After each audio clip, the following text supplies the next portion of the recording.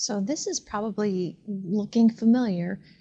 When we talked about nova events, we said that, a star, a retired white dwarf could have a giant companion that's dumping material onto it. Well, instead of a white dwarf, replace that object with a neutron star. And that's what I want to talk about in the next few slides. So if you have a retired object, a neutron star, which is the leftover of a supernova type 2 event, what can happen is it can have a companion that swells because it's to that stage in its life, and it can dump material onto the neutron star.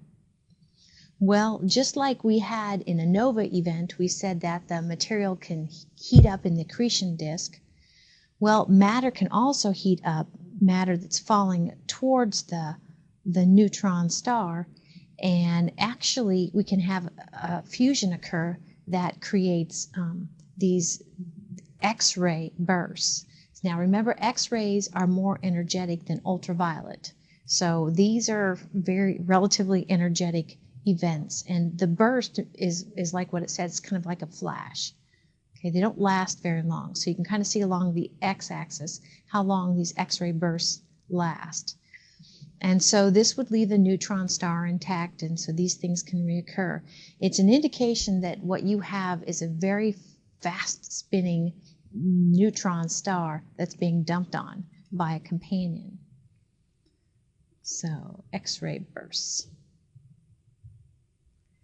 Well, neutron star, then actually material can make it through the accretion disk, so to speak, onto the neutron star itself. But the neutron star has a certain mass limit, and the neutron star itself cannot be more massive than 3 times the mass of our sun, or 3 solar masses.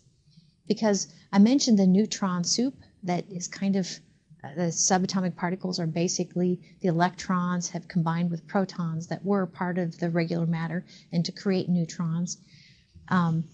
If something's more massive than 3 solar masses, basically neutron degeneracy doesn't hold the matter up.